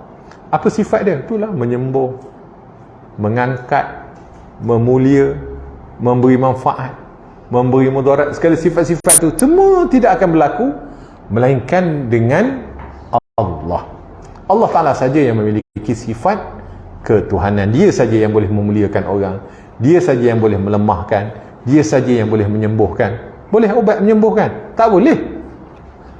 Sebab obat dia bukan ada sifat ketuhanan. Yang boleh menyembuh, mengangkat, memberi itu, memberi ini, meniada, mentiada, hanyalah yang memiliki sifat-sifat ketuhanan. Sebab itu dalam kita mempelajari kalimah la ilaha illallah itu, Allah Ta'ala jelaskan kepada kita tentang kita menafikan segala sesuatu ataupun menafikan segala yang ada sifat ketuhanan, dan kita mengisbatkan hanya Allah saja yang bersifat dengan sifat ketuhanan. Itulah yang kita ringkaskan dengan la ilaha illallah. Tiada Tuhan yang berhak disembah melainkan Allah. Kadang-kadang kita rasa berhak disembah ni hanyalah Allah, rupanya tapi benda yang lain kita yakin lagi. Batu cincin lah boleh tu, itu banyak lah benda khurafat yang kita yakin. Kerih lah tuan-tuan ya. Ku semangat lah kita ni, ya. Lepas tu yang paling power lagi, hantu jembalang syaitan boleh tu. Tak ada, kita tak akan mati tuan-tuan kalau Allah Ta'ala tak nak kita mati. Tak akan memberi manfaat mudarat kepada kita kalau bukan Allah. Ingat tuan-tuan, itu sifat-sifat. Ini kadang-kadang kita letakkan kepada sifat-sifat ketuhanan ini pada makhluk dia. Jaga. Jaga. Aku semangatlah. Dalam hati kita mesti isbat, menetapkan tiada memberi manfaat, tiada memberi mudarat melainkan Allah. Apa saja tidak boleh memberi manfaat, memberi mudarat pada kita melainkan atas izin dan kehendak Allah. Ingat tu, hanya Allah saja yang memiliki sifat ketuhanan. Selain daripadanya tidak ada. Itu yang kita jarang faham. Sebab apa? Kita pegang secara umum tiada Tuhan melainkan, tiada Tuhan yang berhak disembah melainkan Allah. Kita ingat sembah aja. Rupanya sifat-sifat yang lain ni, itu sebenarnya yang kita tak berapa faham. Ya, tiada yang memberi kebahagiaan, tiada yang memberi rezeki, tiada yang memberi illallah. Kita menafikan segala sesuatu tu, kita mengisbat hanya Allah saja yang boleh mengenyang, menyembuh, menghilangkan dahaga. Barulah kita tahu bahawa air itu tidak menghilangkan dahaga. Yang menghilangkan dahaga tu hanyalah Allah. Barulah kita tahu bahawa makanan itu tidak mengenyangkan. Yang mengenyangkan kita hanyalah Allah. Baru benar pegangan i'tiqad kita, ya, baru betul kita punya i'tiqad kita. Barulah tak takut nak pergi tempat-tempat yang ada hantu. Barulah tak rasa pemata yang letak dalam air jadi kena tipu mereka. Jadi dia belilah berapa puluh ribu, rupanya tipu juga dia orang. Lah memanglah Allah Ta'ala ada beri, letakkan di situ, tapi bukan benda itu yang memberi bekas. Siapa yang mengiktikadkan makhluk boleh memberi bekas, maka rosaklah iktikad dia. Yang boleh memberi bekas hanyalah Allah. Termasuk usaha dan ikhtiar kita tidak memberi bekas. Jangan ingat kita berusaha berikhtiar memberi bekas. Usaha dan ikhtiar tidak memberi bekas, melainkan Allah lah yang memberi bekas. Tapi kita Ahlussunnah wal Jamaah wajib berusaha dan berikhtiar. Cuma bezanya kita tidak mengiktikadkan usaha dan ikhtiar memberi bekas. Qadariyah, dia mengiktikadkan usaha itu memberi bekas. Itu saja beza kita ingat. Sebab itulah kita belajar ni. Tapi kita tidak meninggalkan apa dia? Usaha dan ikhtiar, kerana dianya wajib. Sebab kita tak tahu yang mana satu yang Allah Ta'ala telah tetapkan, kehendaki, telah putuskan kepada kita. Jadi kita wajiblah usaha dan ikhtiar. Usaha dan ikhtiar kita itulah yang dikira sebagai amalan kita, tawakal kita. Itulah yang Allah Ta'ala kira. Itulah yang Allah Ta'ala, oh hamba aku ni usahanya sungguh-sungguh untuk takarrub kepada aku, untuk mendapat ini. Itu yang dapat pahala yang banyak, kerana kita berusaha dan berikhtiar. Sembahyangnya jaga, baca Qurannya setiap hari, puasa sunatnya, ya, Masya Allah, jaga dia mata dia, jaga mulutnya. Pasal apa? Usaha dan ikhtiar dia untuk menjadi hamba Allah yang diradai, yang dicintai oleh Allah. Tapi biasanya kalau seseorang itu Allah Ta'ala permudahkan baginya untuk kebaikan, maka Allah menyediakan baginya sesuatu yang baik. Allah Ta'ala sebut man yuridillahu bihi khairan, Rasulullah sebut man yuridillahu bihi khairan yufaqqihu fid din. Barang siapa yang Allah Ta'ala kehendaki padanya kebaikan, dilorongkan orang itu untuk memahami tentang agama. Bila tuan-tuan dilorong oleh Allah, dipermudahkan oleh Allah untuk memahami agama Allah ni, maksud nak memahami agama Allah ni, suka pada majlis ilmu, selalu dengar benda-benda yang boleh membangkitkan keimanan, ketakwaan, itu tandanya Allah Ta'ala nakkan tuan-tuan pada kebaikan. Itulah tanda-tanda ahlu syurga. Tinggi sangat kita dah nyebut gitu, ya. Sedangkan hadis pun sebut man yuridillahu bihi khairan, ya, barang siapa yang Allah Ta'ala kehendaki padanya kebaikan, yufaqqihu fid din. Rasulullah kata dia akan diberi faham tentang agama. Dia belajar nak kenal Tuhan dia, belajar bagaimana fiqh untuk dia mengelokkan dia punya tata cara untuk dia beribadah kepada Allah, belajar ilmu tasawuf, macam mana untuk menjaga hati dia supaya ini di antara tanda-tanda yang Allah Ta'ala nak pada orang tu kebaikan. Nak pada orang tu kebaikan. Bila kebaikan ni, maka di situ itulah tanda-tanda ahlu syurga, ahlul jannah, ya. Jadi tuan-tuan, begitu juga kalau kita buat benda-benda yang lain, ya. Benda-benda yang lain tu pun kita boleh kiaskan kepada benda yang samalah. Kalau banyak buruknya, berhati-hati. Itu semua tanda-tanda, ya. Kalau Ta'ala nakkan seorang itu kecelakaan, dilorongkan orang itu banyak buat mulutnya tak jaga. Kalau tak ngumpat sehari ni rasa payah. Nak kena jaga cari isu, nak dibincangkan dalam mesyuarat-mesyuarat tingkah. Sudahlah tuan-tuan, itu benda-benda contoh lah macam tu, ya. Mata je nak semua menengok benda-benda yang tak payah nak nundukkan mata ni daripada nak melihat benda-benda yang tidak Allah Ta'ala redai. Sudah. Itu di antara benda-benda yang kalau kita benda tu berlaku pada kita, kita tahu. Dia macam mayuridillahu bihi khairan tadilah, ya. Tapi kalau orang itu dia ada ilmu, ni pentingnya ilmu, ya. Dia akan menjadi orang yang sentiasa bertaubat kepada Allah. Tuan-tuan, bukan kita je, sahabat-sahabat Nabi pun macam tu. Nuaiman, tuan-tuan, sahabat Nabi, ini ahlul badar. Nuaiman ni orang ahlul badar. Ahlul badar ni orang yang dapat jaminan Allah. Rasulullah kata fasna'u ma situm, kamu boleh buat apa yang kamu buat. Orang badar, ahli badar ni mereka telah terjamin. Tapi Nuaiman apa jadi dia? Dia kuat minum arak, tuan-tuan. Walaupun dia ni di zaman Sayyidina Umar, dia masih lagi minum arak, tapi i'tiqadnya Masya Allah. Tapi itulah perangai ni. Tapi macam mana, apa yang terjadi pada dia? Orang datang jumpa Sayyidina Umar, wahai Umar, bunuh je Nuaiman tu. Kalau tak bunuh, engkau pukul dia. Umar kata tak boleh. Nuaiman ini orang yang sangat mencintai Allah dan Rasulnya. Sedangkan Rasulullah pun dah beritahu tentang Ahlul Badar ini.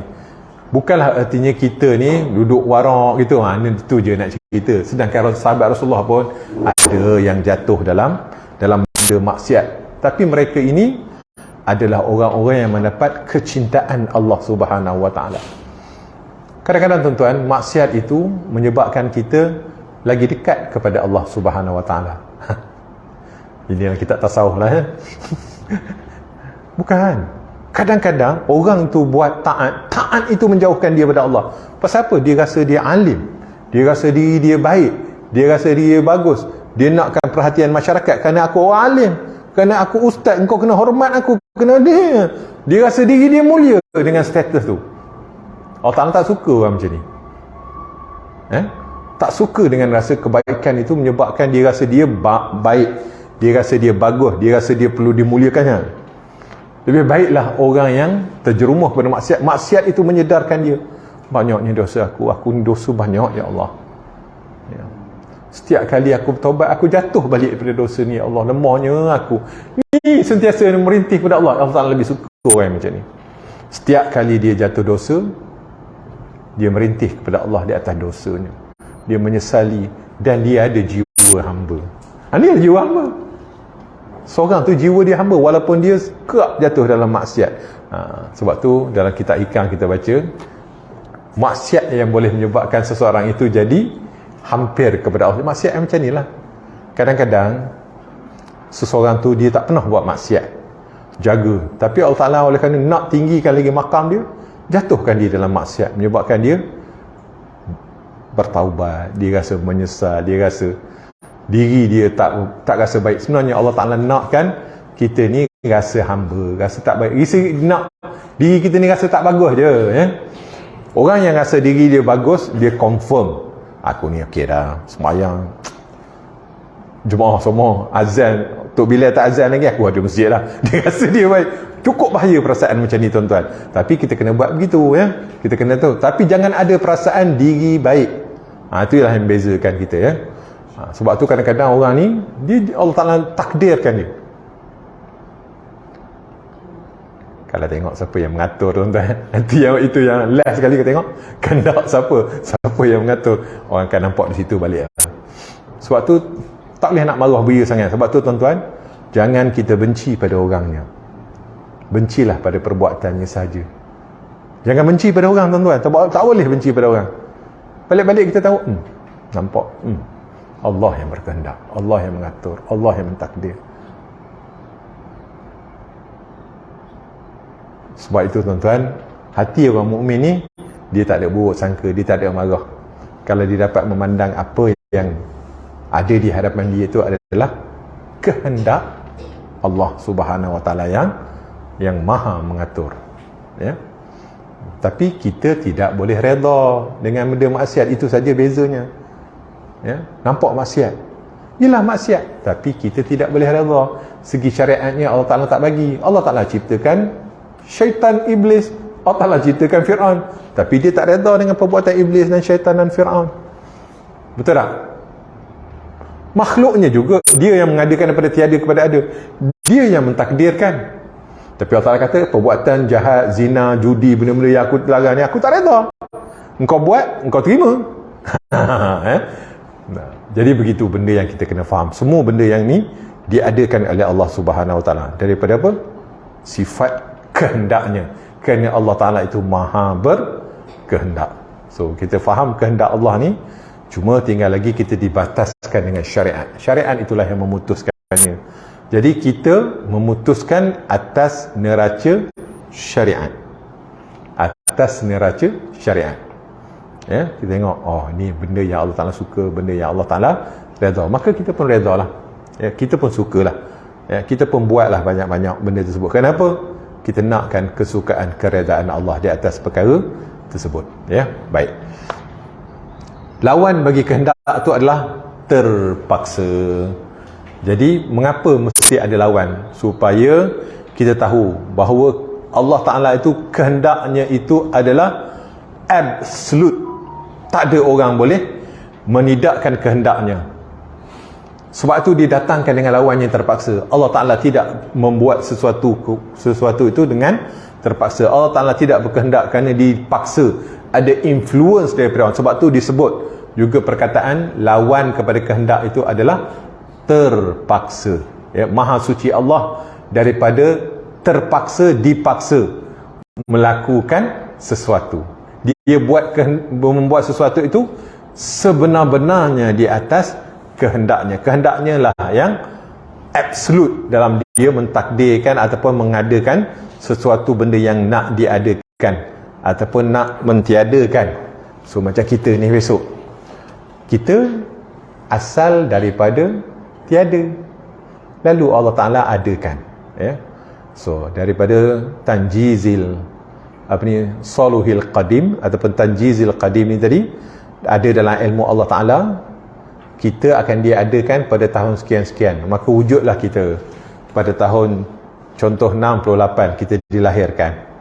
Pada masa itu sekarang kita tahu sampai bila itu berlaku tanjizi hadis.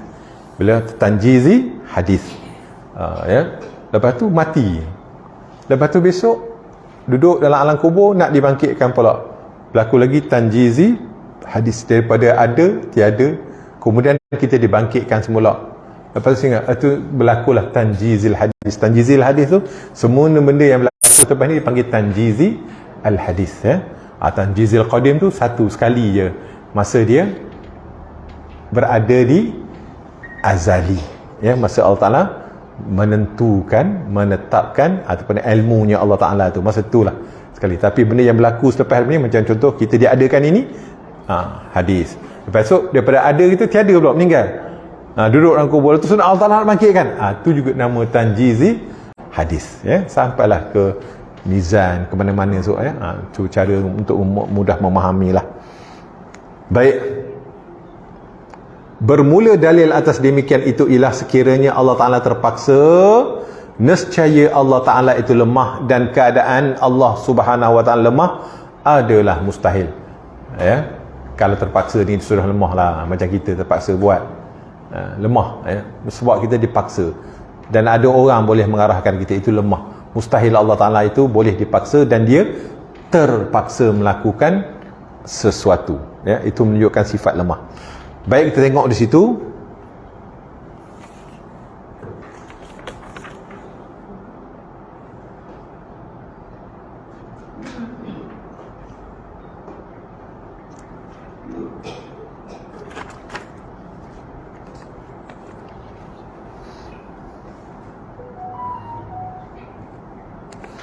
Okey, kita tengok yang muka surat 29 tu, nota kaki. Berkehendak di sini membawa maksud berkeinginan melakukan, bukan bermakna berhajat, iaitu memerlukan. Berkehendak di sini bermaksud berkeinginan, bukan bermakna berhajat, iaitu memerlukan. Itu kita nak bezakan sifat iradat tu.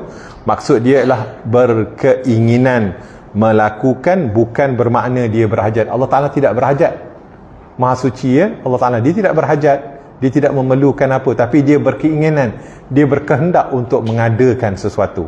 Dia bukan berhajat. Yang berhajat tu adalah kita, makhluk dia. Hajat ke tu, hajat pada ni. Sebab itu kita ni tuan-tuan, untuk kita bercakap pun kita berhajat kepada Allah, untuk melihat kita berhajat kepada Allah, untuk mendengar kita berhajat kepada Allah, nak sedut nafas masuk, nak buang nafas keluar, kita berhajat kepada Allah. Apa saja, semua kita berhajat kepada Allah. Itu makhluk. Allah Ta'ala dia tidak berhajat kepada segala sesuatu sebab dia maha berkuasa, tapi dia berkeinginan. Itu beza kehendak. Kehendak tadi dia berkeinginan, bukan berhajat. Macam kita banyak dengan hajatnya, ya. Kalau Allah Ta'ala tak bagi kita buang air kecil 2 hari tu pun, itu pun kira seksa sangatlah kita, ya. Tu kita berhajat. Jadi macam-macam benda ikhtiar buat, jumpa doktor tu lah, doktor pakar lah, tebuk sana tebuk sini, pasal nak tapi Allah Ta'ala dia tidak berhajat, dia berkeinginan, dia nak buat tu, nak buat ni, nak tu. Dia ada beza antara berhajat dengan berkeinginan, ya. Nampak macam sama tapi lain, beza, ya. Mungkin tu ialah sesuatu benda yang harus bagi Allah dia mengadakan. harus bagi Allah mentiada. Harus bagi Allah dia berkehendak, harus bagi Allah tidak berkehendak.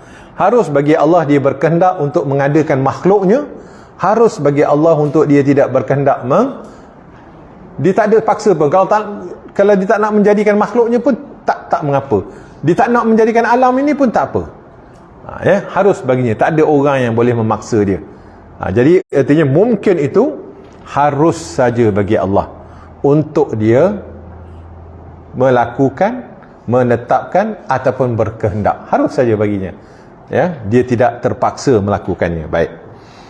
Jadi kita tengok lagi di situ firman Allah Subhanahu wa taala, wa rabbuka yakhluqu ma yasha wa yakhtar ma kana lahumul khiyarah. Wa rabbuka, dan Tuhanmu, yakhluqu, yang menciptakan apa ma yasha, apa yang dikehendaki, wa yakhtar, dan dialah yang memilihnya. Wa ma kana lahumul khiyarah, dan tidak ada bagi mereka itu pilihan. Maksudnya tidak ada bagi kita pilihan melainkan apa yang telah Allah Ta'ala pilih bagi kita. Itulah yang akan terjadi. Kalau kita belajar segi qadaknya, namanya qadak mubram. Dia ada teori qadak mu'allaq, qadak mubram. Qadak mu'allaq, benda yang boleh berubah, boleh lagi diubah. Qadak mubram, benda-benda yang tidak boleh diubah. Apa saja yang Allah Ta'ala kehendak putus, tidak boleh diubah, tak boleh ubah lagi dah. Mubram, mim, M-U, mubram, M-U-B-R-A-M. Yang mu'allaq ini, itu masih lagi boleh diubah. Mu'allaq itu daripada bergantung. Bergantung tu macam contoh kita lah, kesihatan kita. Kalau banyak nak makan manis, jawapannya insya-Allah kencing manis lah. Itulah jawapannya. Jadi kalau kita kurang jaga apa semua, insya-Allah panjanglah sikit jangka hayat daripada nak kena kencing manis, contoh macam tu lah.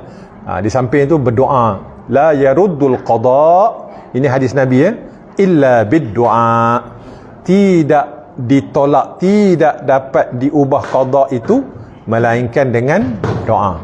Tapi yang telah dimubramkan oleh Allah, walaupun kita doa macam mana pun, takkan berubah. Takkan berubah. Baik. Termasuk usia kita. Kalau Allah Ta'ala dah tetapkan begitu, begitulah. Sebab tu ada orang yang meninggal waktu kecil, waktu remaja. Doktor pakar pun meninggal dalam usia yang muda. Kalau kita tengok doktor pakar, dia doktor pakar, takkanlah. Itu dah kehendak ajalnya begitu. Allah Ta'ala telah memutuskannya. Baik. Wa rabbuka yakhluqu ma yasha wa yakhtar, dan Tuhan engkaulah yang menciptakan ma yasha, apa sahaja yang dia kehendaki. Kita tahu sebelum Allah Ta'ala menciptakan, dia mesti berkehendak dahulu, betul tak? Sebelum dia menciptakan, sebelum dia berkudrat mengadakan sesuatu yang dikudratkan itu, yang diciptakan itu, mulazamah, bertepatan dengan apa yang Allah Ta'ala kehendaki. Dia tidak akan membuat apa yang tidak dikehendaki. Dia akan membuat apa yang dia kehendaki. Kena ingat tu Dia bertepatan apa yang Allah Ta'ala kehendak itulah iradat Allah, maka dia akan melakukan yakhluk ni tajalli sifat kudrat Allah. Dia melaksanakan, dia mencipta, dia mengadakan. Itu sifat. Dia mengadakan dengan apa? Dengan sifat kudratnya. Dia membuat sesuatu dengan apa? Dengan sifat kudratnya. Dan sifat kudratnya, sifat yang menciptakan itu mulazamah dengan sifat iradahnya Allah Subhanahu. Apa yang dia kehendaki, apa yang dia putuskan, itulah yang dia laksanakan, itulah yang dia buat. Kita kena faham gitulah. Wa rabbuka yakhluqu ma yasha, dan Tuhan kamu itu dia mencipta apa yang dia kehendaki, wa yakhtar, dan dialah yang memilih, dialah yang memutuskan, dialah yang pilih, kehendaknya lah yang jadi. Itulah tuan-tuan selalu baca ayat wa makaru wa makarallah wallahu khairul makirin. Mereka merancang, Allah Ta'ala juga merancang perancangan Allah lah yang jadi. Wa yakhtar, maksudnya Allah Ta'ala lah yang memilih apa yang dia kehendaki, ya. Hak itulah yang jadi, kehendak Allah lah yang jadi, ya. Maka lahumul khiyarah, tidak ada bagi mereka itu pilihan. Tapi kita wajib usaha dan ikhtiar, wajib menjauhi benda-benda yang mudarat. Tapi tetaplah juga Allah Ta'ala yang menentu dan menetapkan benda yang berlaku itu atas diri kita. Sebab tak ada satu zarah pun atas muka bumi Allah ini yang tidak diurus oleh kehendak Allah, oleh kudrat Allah. Kita kena faham tu. Tidak ada satu benda pun atas muka bumi ini yang terlepas daripada kehendak Allah, yang terlepas daripada kudrat Allah, yang terlepas daripada ilmu Allah. Sebab tu disebutkan ini, yakhtar, dia memilih,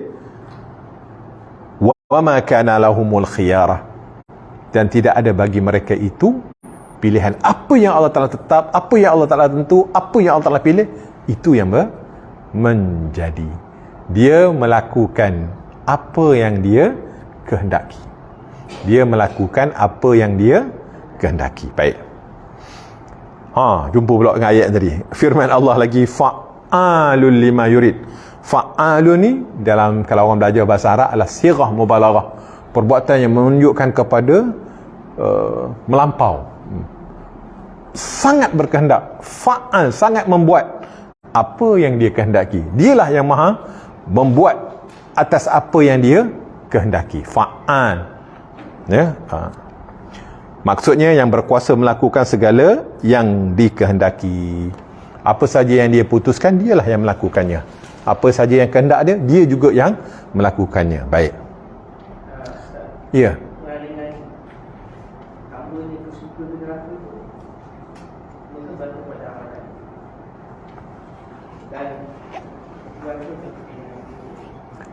Okey. Kan Rasulullah sebut, tidak masuk kamu ke dalam syurga dengan amalan kamu. Hatta engkau ya Rasulullah, sahabat tanya. Ya, hatta aku, Rasulullah kata. Masuk syurga dengan apa? Rahmatnya Allah. Sebab dengan amalan kita, kita tidak dapat masuk syurga. Tuan-tuan, cara mudahnya macam inilah. Kita semayang subuh, semayang sunat subuh 2 rakaat pagi tadi. Dalam hadis Rasulullah kata, barang siapa yang solat sunat subuh 2 rakaat, apa ganjarannya? Dunia dan isinya. Allah, dia punya ganjaran. Dunia dan isinya. Kerajaan Negeri Pahang ni pun kita rasa besar sangat dah, ya. Ini dunia, satu dunia dan isinya. Allah Ta'ala bagi ganjaran. Logik tak dengan semayang 2 rakaat yang tuan-tuan buat, yang belum tentu khusyuk entah ke mana-mana tu? Segi logik memang tak logik. Sebab tu amalan kita tidak boleh memasukkan kita ke dalam, melainkan dengan rahmat Allah, melainkan dengan rahmatnya Allah. Sebab itu Allah Ta'ala bila dia ciptakan kita, dia berikan kita takluf ni, mukallaf, kita jadi mukallaf ni apa ni? Itulah syariat yang ditentukan atas kita untuk melaksanakannya. Di antara takaluf tu apa? Semayang tu tadi, nak menentukan bahawa ini hamba aku, orang yang taat kepada aku, apa semua. Sebab akan berlakunya hisab, ya. Bila mana seseorang itu atas dunia ni sebenarnya ada tanda dah, ya. Allah Ta'ala yang pilih orang ni.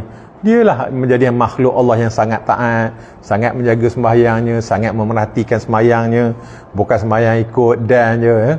Memerhatikan khusyuknya, memerhatikan bacaannya, macam-macam lah. Artinya dia jaga kualiti sembahyang. Pasal apa? Melalui ibadah itulah seseorang itu dapat memancing rahmatnya Allah Subhanahu Wa Taala. Bukanlah ibadatnya itu, ya, tapi rahmatnya Allah itulah yang.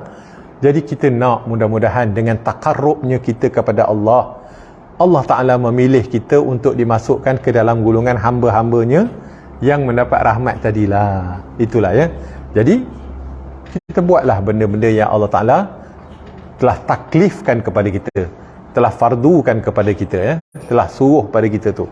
Itulah dia antara ciri-ciri hamba-hamba Allah yang Allah Ta'ala pilih untuk mendapat rahmatnya. Tapi ada juga orang tu tak semayang pun, tapi Allah Ta'ala nak masukkan dia dalam syurga, ya. Contoh kalau zaman-zaman sahabat tu, mana semayang difardukan lagi, tapi mereka berperangan dah, ngucap je la ilaha illallah terus berperang meninggal, syurga. Kelas pertama pula tu ya.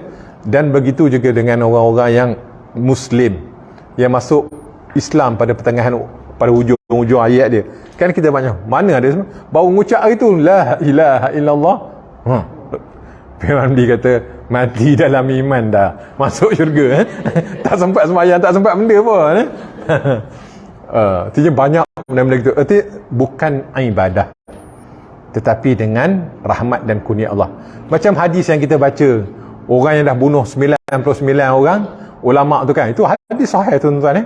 Artinya dia bunuh yang ke 100. Tapi bila masa bunuh yang ke 100 tu, apa tu, orang tu khabar, tak ada chance dah untuk kamu. Lepas tu dia jumpa satu orang lagi, orang ni khabar, boleh, kamu ada harapan lagi, kamu pergilah ke kampung sana, mudah-mudahan kamu akan diterima oleh Allah Subhanahu Wa Taala. Jadi di dalam perjalanan tu dia mati. Kita semua dah tahu cerita ni ya. So mati tu artinya berebut malaikat azab dengan malaikat rahmat. Lalu datang kepada Allah Taala suruh ukur lebih selangkah ya. Dia nak pergi ke kampung yang orang baik dengan tujuan dia untuk bertaubat. Dia dah taubat ke tak lagi? Belum lagi. Baru ada intention tuan-tuan. Dia berjalan lebih selangkah. Baru ada intention nak bertaubat dengan rahmat Allah. Orang ni Allah Taala selamatkan. Ada ibadat? Tak ada. Dosa membunuh orang, dosa minum arak, dosa judi, dosa zina, tapi Allah Taala selamatkan dia. Fa'alul lima yurid. Dia buat apa yang dia kehendaki. Bukan ibadah yang memasukkan seseorang itu ke dalam syurga. Tapi macam kita, bila Allah Ta'ala kurniakan kepada seorang itu kuat beribadah, kuat taat, tanda-tanda rahmat Allah sedang meliputi orang tersebut.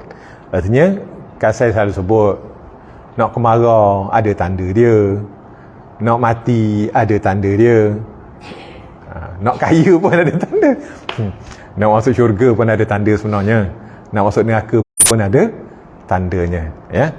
Jadi tanda-tanda itulah yang Allah Ta'ala perlihatkan kepada kita. Dan bagi orang-orang yang dapat membaca tanda tu, alhamdulillah lah, dia sedarlah ya. Bagi yang tak dapat baca, tak ada arah lah, dia berterusan lah dengan benda-benda. Kalau maksiat, bergulung dengan maksiat sampai bila-bila. Baik, so saya ingat kita sambung balik lah ya. Dah pukul 10.45 lah. Minail. Tak sedar hari ni ya. Hari ni exit masa kita. Baik, insya-Allah kita sambung balik tentang sifat iradah ini pada kuliah kita yang akan datang. Saya tangguh dulu dengan tasbih kifarah dan suratul asr. Subhanakallahumma wa bihamdika asyhadu an la ilaha illa anta astaghfiruka wa atubu ilaik. Assalamualaikum warahmatullahi wabarakatuh.